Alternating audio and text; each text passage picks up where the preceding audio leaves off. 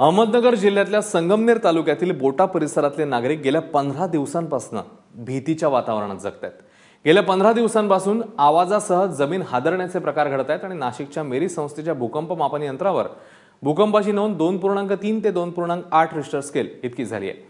बोटा, माळवाडी, केळेवाडी, कुरकुटवाडी, आंबी तसंच तळपेवाडी परिसरात रात्रंदिवस केव्हाही कमी तीव्रतेचे धक्के बसतात। भूगर्भातल्या घडामोडींमुळे होत असावं हे सगळं असा अंदाज वर्तवण्यात येत असला तरी यामागचं नेमकं कारण अजूनही समजू शकलं नाही।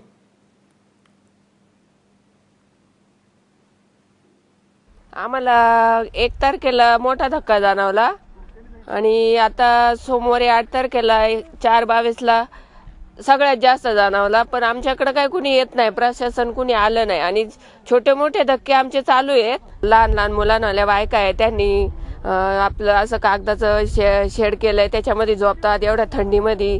प्रशासनाने काहीतरी आम्हाला सांगायला पाहिजे ना का बा हे धक्के कसले आहेत, काहीतरी म्हणजे आम्हाला, आम्ही अज्ञान लोक आहे, आम्हाला काही कळत नाही, पण आम्हाला निदान काहीतरी सहकार्य करायला पाहिजे ना।